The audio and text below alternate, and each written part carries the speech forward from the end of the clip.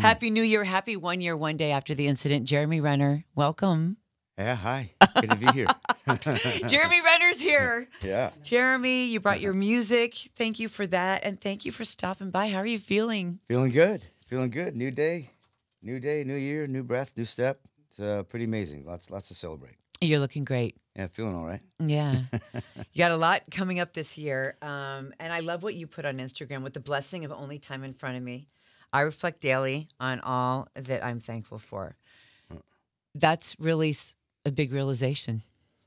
Well, I mean, to me, it's always, but it's like checkpoints for me. It's like State of the Union. I always have to kind of check in with myself, check in with, the physical, the mental, the emotional parts of life, and it makes it pretty exciting, to be honest. It's part of the gifts that came from something quite tragic. There's one of thousands of amazing gifts that I was able to receive, and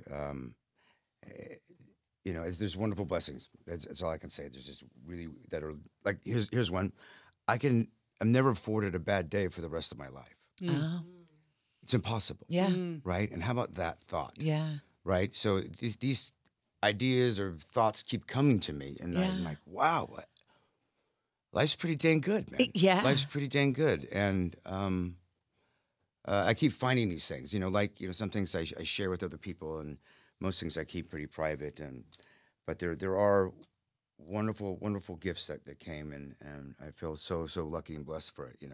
Like the music was a big part of that too. Yeah. It's like there's a lot of that. These feelings are expressed in the music, one like Lucky Man and blah blah blah. So, it's I feel like a pretty lucky man. Yeah. Yeah.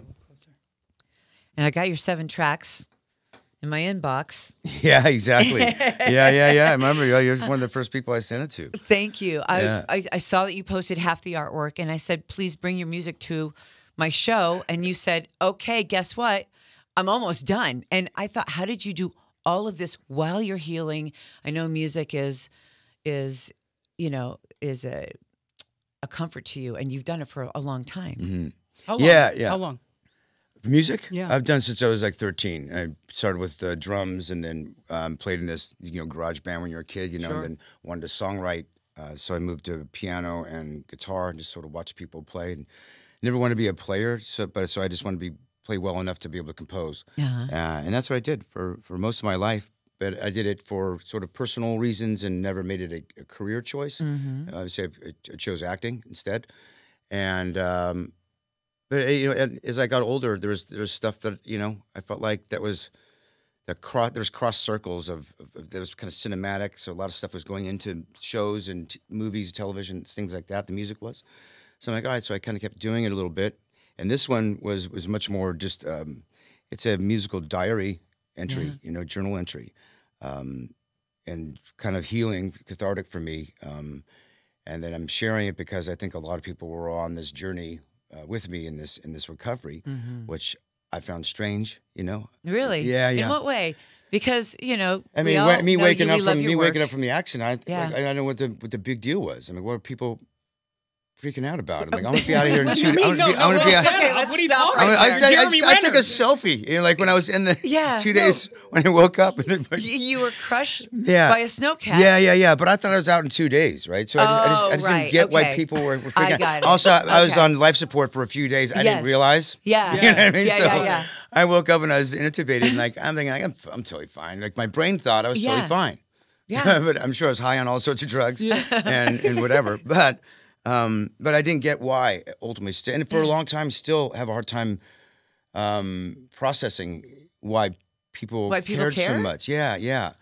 That was hard to receive. Well, can I tell you why I That was really care? hard to receive. Yeah.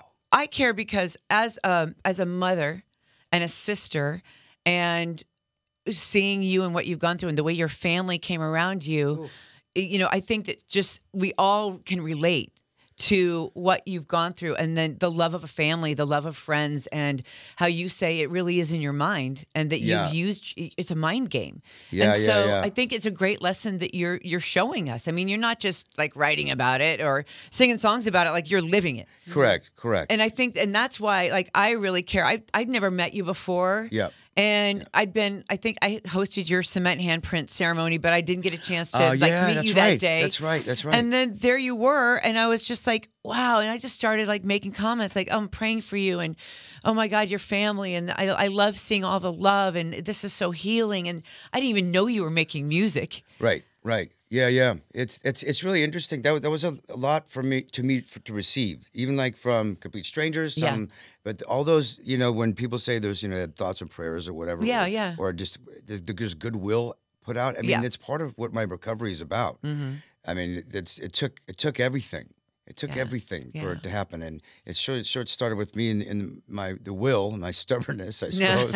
You're not going to kill Stubborn me. man. You can't kill me, But it was the absolute the will of others, man, and then the strength of my family and the support system I had. I mean, I'd be dead in the water if I didn't have any and all of it. Yeah. Honestly, so I'm very, very thankful for all of it, for everyone, and especially my family and my poor mom. Oh my God, I think about her a lot. My poor sister, I had to go through a whole lot, on that road to recovery back. It was pretty tough on them. But we've all come through it, and then the music is also like me healing was also very healing for them. Do you know what stood out to us? And Ellen and I listened to this weeks ago when you said the words, "I'm sorry." Yeah. And I think we both looked at each other like, "Why is he sorry?" Yeah. And like that, I don't know. I'm getting emotional thinking about why are you sorry? That was when I was speaking to Diane on the show. That's where it kind of came up, because the first thing I said was I was sorry when I woke up, because I knew what transpired, and damn, I know what that might feel like on the other side too. That's pretty harrowing to make someone feel that terror. I've seen like my daughter get hurt or something, and I get enraged, and all these emotions start right when you care for somebody and love somebody.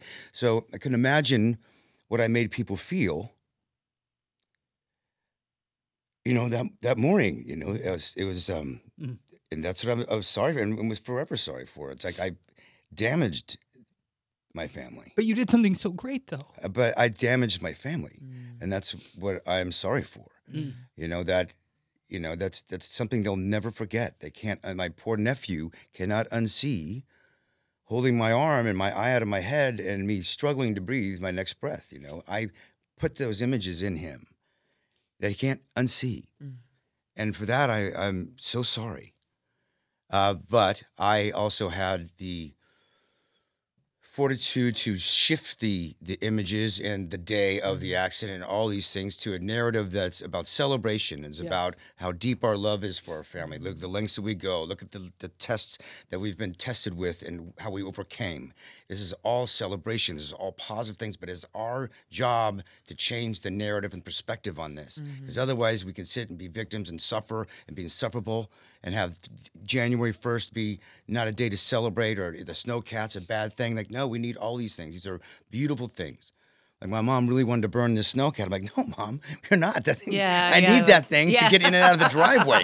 Or we get stuck there. That falls at your place. But I understand why. Yeah. But we have the power to shift the narrative into something else, And it started with the apology of acknowledging what transpired. Sure. But like now how we can move on and shift. This is just days after the accident. At least I was lucid enough to be able to shift these things. Yes. I was pretty adamant about from when I first woke up, because I was intubated anyway, so I was doing sign language, and that's when I said, I love you, I'm sorry, and then I love you, and then I had to I wrote down a bunch of things, But yeah, it had to start from the moment of my consciousness back, from being spared through this thing.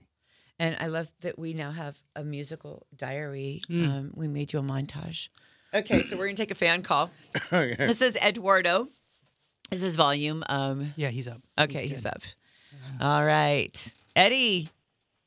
Yes. How are you guys doing today? Hey, we're doing great. You are on with Jeremy Renner.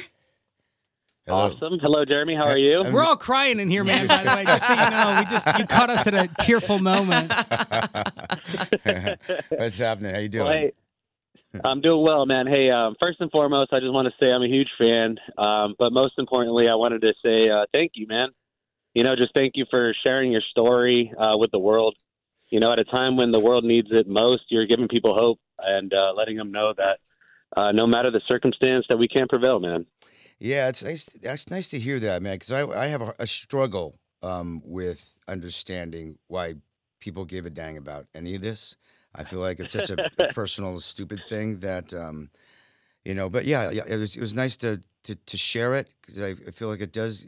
People do receive it, but I'm really been struggling and trying to find a way for me to have to receive all this attention and love and what it really represents.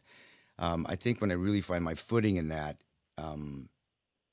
I don't know. Maybe there will be a little bit more peace. Look at the great peace music movement. that's come out of it, Jeremy. I mean, that Yeah. alone, we got these great tracks that came from your healing, and and you're here. We get to play it on the radio, and that in itself, is just one of the great gifts. I think when you were talking about the gifts that you've learned, but also gifts that you're giving us. Yeah. Did you not feel that people cared about you before this? Like I'm struggling. I'm struggling to understand what you're struggling to understand. I think what it. I think Is that there's a part. it? I think there's a part of that, right? I think there's a part, or there's no connective tissue of that. I was like, I think I was maybe famous for what I did in life. Yeah. Now I became very famous for who I am as a man. That's really hard to receive, man. I usually hide in characters, and then you're Hawkeye or you're this guy, whatever. Yeah. But now it was much more personal to a shortcoming of mine or a mistake I've made or an accident, whatever it was, and overcoming that. It's I don't get to hide in the character anymore. So it was hard to receive that. You have to understand, right? So it was very different, and I didn't know that that people gave that much of a heck for me as a man, especially. It could be the opposite. They'd be like, forget this stupid movie star. Right? This guy's a jerk or whatever. Eddie, he's in here. He has us laughing and crying, like we said. So it's a range of emotions. Yeah, but it was nice. It's a wonderful surprise. I knew, again, like I told you, I didn't think it was really that big of a deal when I woke up. I'm like, I was going to be out of the hospital in a couple of days, and I was going to, get out of here. Yeah. But that was always how I thought. I still think that, Yeah, right. But I'm just going to get up and walk around and start. It's like, okay, I'm going to fly out of this building. I'm going to fly out of here. Thank you, Eddie. Yeah, absolutely. Hey, can I say one more thing to Jeremy? Of course. Absolutely. Hey, Jeremy, man, not only do you play one of the coolest superheroes on the big screen, but you are a real-life superhero, man. It is. It's amazing to see how far you've come in a year, and I can't wait to see where you'll be next year, So cheers to the new year, and cheers to continued progression. Yeah, happy New Year, my brother. I thank you so much for your love and support, man. It means a lot. Absolutely, man. Thank you. Oh, Eddie. That's sweet. It's awesome. Yeah. Can we go back really quick, Jeremy, to, if you don't mind, to that day? When did you... What's your last memory? From the accident? Yeah. Well, I was awake for the whole thing. I mean, I guess before I think it was getting into the helicopter was my last memory, and then waking up. I mean, I was out for a few days. And is it when you were in the helicopter you knew this is bad?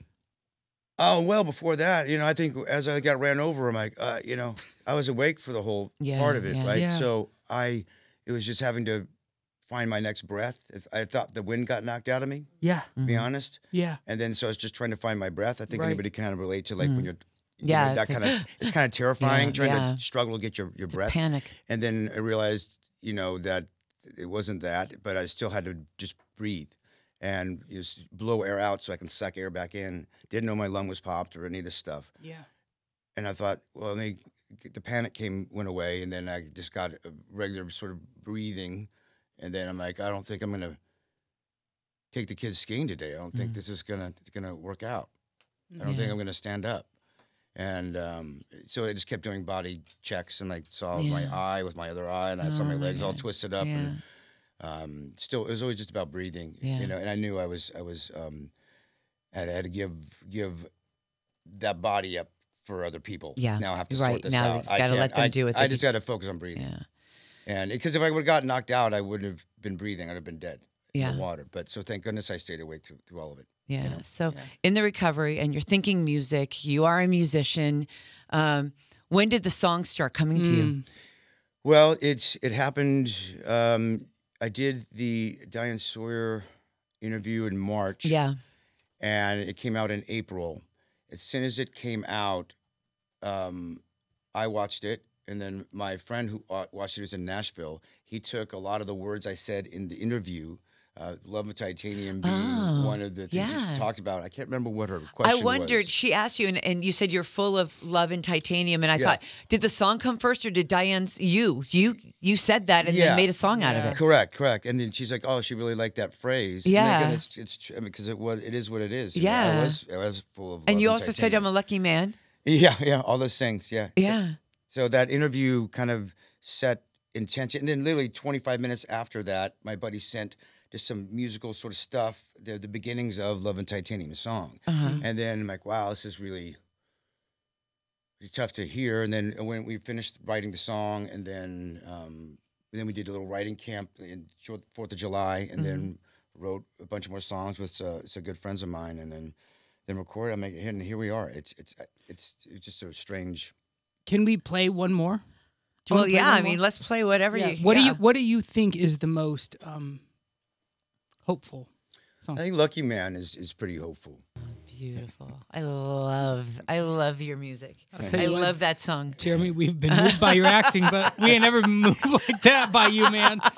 Good And Lord. his music is so personal. Is it not? Yeah. Oh, Do you just love making it so much? Yeah.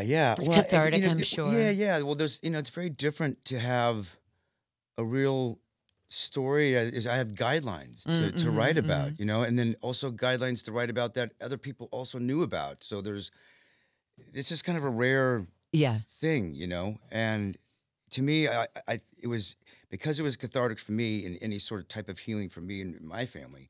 If there's others that I was inspiring, I figured maybe this could be, maybe it helps one other person or maybe other people.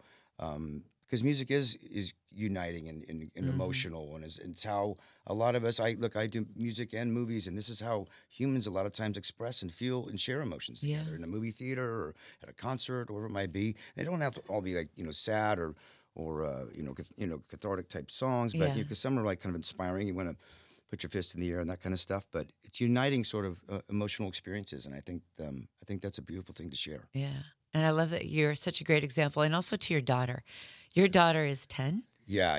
And she's seeing all of this and all the stuff that you're doing. You've got the Renner Foundation. You're busy. You've got renovations. You're the most Googled person. did you see that? Yeah, I don't know. Well, I don't know what happened. I guess. What'd I do? Like, oh yeah.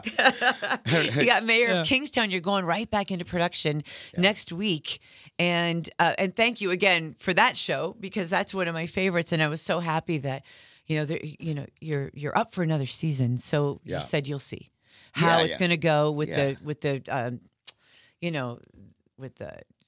hanging in there for long days. Yeah. Working on set is, it's kind of it can be challenging anyway. But my endurance, like I was telling you, is it's not quite all there. So I think they're being a little, cognizant about how long and how hard to work. Because it's pretty grueling to do television.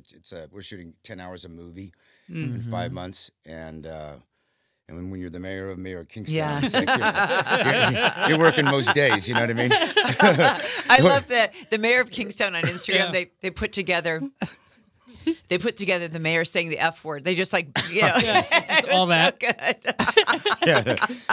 But are you able to sleep, like functioning daily? Like, are you able to sleep? Do things get sore? You got to move around. Like, what is that like? Yeah. Sleep I used to be a 6-hour kind of guy, but now because of recovery, it's definitely 10 hours. Yeah. I have to have, that's part of my just recovery. I need to. You're like a teenage sleep. boy. Yeah. It's kind of know? like, because I am growing. There's a lot of parts of me that's growing. Yeah. For sure. A lot of bone. Yeah. It's still growing. Yeah. It's true. Right?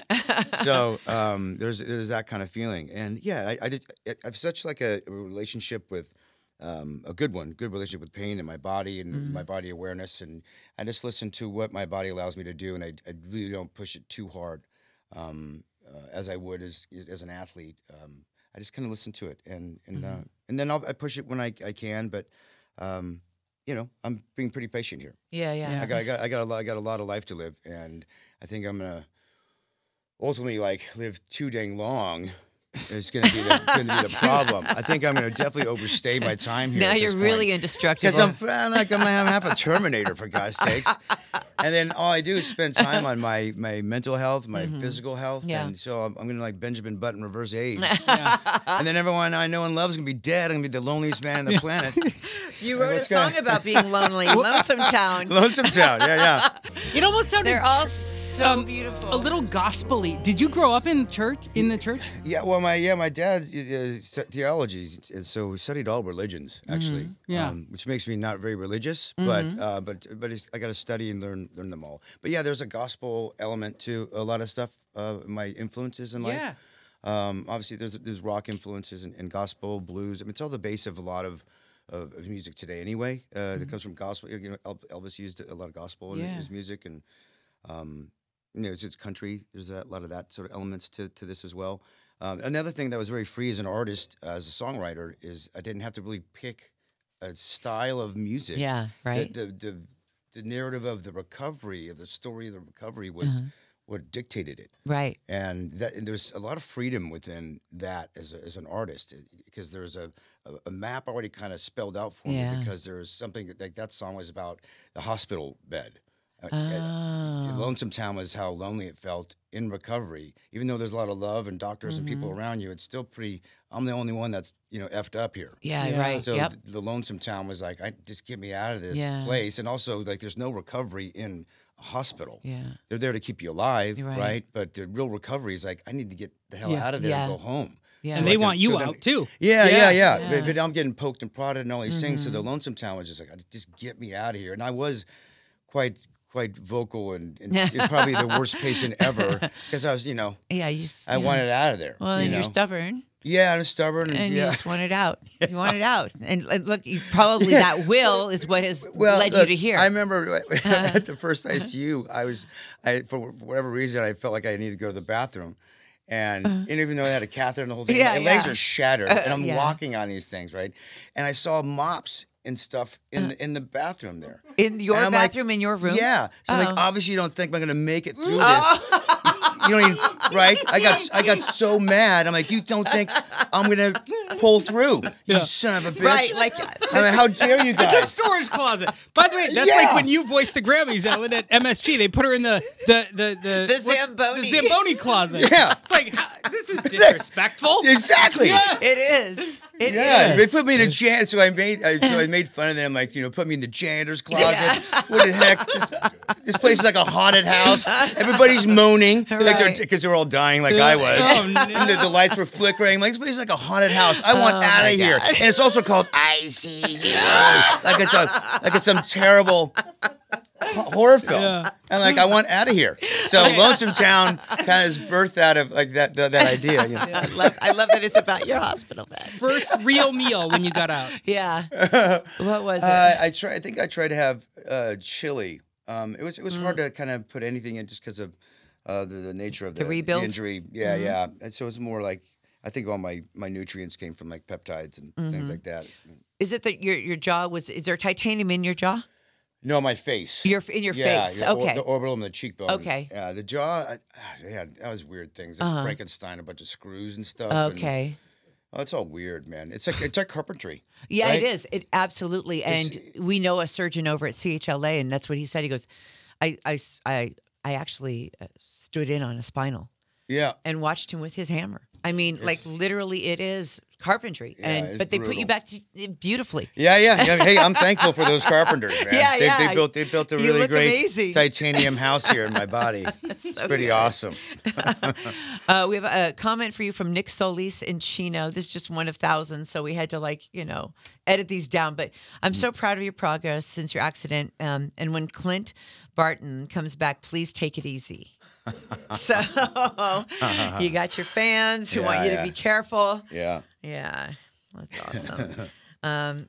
Also, you have a birthday coming up. So Yeah. what does a guy who's been through what you've been through want for his birthday? Well, my last birthday, I got my face surgery done and my ankle. So on my birthday. So and I kind of wanted it that. I was like, hey, there's no better birthday than like to get this sorted out. It'd be my last surgeries as well. Oh, good. This year, I don't know. I think I just want to just celebrate, the depths of love with every relationship in my life has shifted and changed, all for the better. Mm-hmm. And I just want to celebrate those deep relationships I have, and that's it. Yeah. That's it. Yeah. I'm so happy that we can sit here and say to you, happy birthday. Yeah. Yeah. Happy New Year. What a gift. Yeah. For real. Yeah. Yeah. It's a wonderful blessing. Are you able to drive a snowcat again? Oh, Did you- yeah. Heck yeah. Yeah. Oh, yeah. You'll get back in? Oh, yeah, of course. Wouldn't let his mom get rid of it. Like I'm the mother that's like, get rid of that. No, get but that out of here right to now. be the one and only, right? In there, just that Yeah. that feels good to you. Yeah. No, I don't know if anything feels. I don't want to be. You have to go to the eye of the storm of something. Yeah. Of anybody's problems. Right. If your own Yep. personal problems. Yes. What's what fears are. Fears can prevent you from actual healing, prevent you from moving forward in your life, or stop you from doing things that are helpful or growth in your life. So I go always to the eye of the storm. I've always done that since I was a kid, and I'm not going to allow fear to dominate my actions or the lack thereof actions. So I got back on that machine and I started up and I moved it around. I'm like, oh shit, my hat was still kind of stuck in the. Oh, no way. Yeah, oh, yeah. So you're like, you're the last one on, the first one so back a lot on. of memories, sure. Of course they pop into Yeah. my brain. I mean, I do certain stretches in a gym. I'm reminded like of how I got actually ran over. I start crying. I have no idea why. Yeah. But there's like memories in these things. I just acknowledge a thing. I go right into the eye of the storm and don't allow, I don't want to bury it. Yeah. So I certainly review it. And so driving the snowcat was an important thing for me to do. No fear. I had no fear when I saw your music and asking you to bring it over here. So I'm so happy that that you did and you're here. Yeah, but there's also sharing the courage this with us. Yeah, but that's hard to do as well, right? The courage to share that, right? I'm It's like, you've difficult. got you But have an made it- album. You're the I've one got- that made it okay to do, right? Because of your love and support and interest in this. But you made it okay for me to feel more courageous to share it. Love and Titanium. When we got the album delivered and when you dropped it into my box, I was like, wait, these are all the tracks. And Jeremy answers back, yeah, all of them. Because usually we get like one at a time, right? And this is it's just a beautiful journey. And we're so happy that you made this and that you brought it here and that you're giving it to the world. And especially on this 1 day anniversary. Yeah, well, it's I guess a blessing to be able to do it. Yeah. And it was so wonderful healing to me. It's I hope it does good things for other people as well. Yeah, it will. So my birthday wish for you is lots of love and no more titanium. Yeah. And I Jeremy, got enough of that. This is a question we all have. How are you physically feeling right now? We know what happened, but like right now, how are you feeling? I feel strong. You do? Yeah, Yeah. really strong. I mean, there's certain parts of me that aren't as great yet because of ligaments, tendons, that type of. It takes a long time to heal. But all the muscle, bones, emotionally, spiritually, everything's really, really strong and moving forward in a great way. I just have a little bit of limitations in the joints, and I fight against inflammation, things like that. But I'm gonna run a 4.5/40. Hell yeah. Jeez. I'm Yep. gonna get back into sprint shape and do all this stuff. And I'm turning 53, right? So Yeah. I don't care. That's just an age. Doesn't mean anything to me. There's no limitations to me except for myself. So that's how I look at it. I set my own goals for myself. Throughout the recovery and. Sprinting a 4.5/40, like Christian McCaffrey, he's a good buddy of mine. Yeah, oh, is he He's really? for the Niners, Okay, yeah. So By the way, tell him to get back on my fantasy team. Yeah. I'm gonna try. I'll get with him and his coach maybe, see if I great. can do some training with Yeah. them. Just to get my, if I set intentions right, Yeah. even if they're not reachable, it's the idea of moving forward in a really strong way and not like don't limp back into life. Yeah. Like let's move forward in a real way, and I think that's been successful in my recovery, and I'll have to probably do it for the rest of my life. Well, you've shown us, Jeremy, that there are no limitations, and that It's your imagination is yeah. your only limitation. Let it be that way, and it's a very positive sort of way to go through life. And if it's like dreaming. This is what I would tell my daughter. Let your imagination be your only limitation. Just dream big and reach for it and go for it. Yeah. Remember what I said? What did I say? More love, no more titanium. Yeah. I'm down for that. I'm down for that.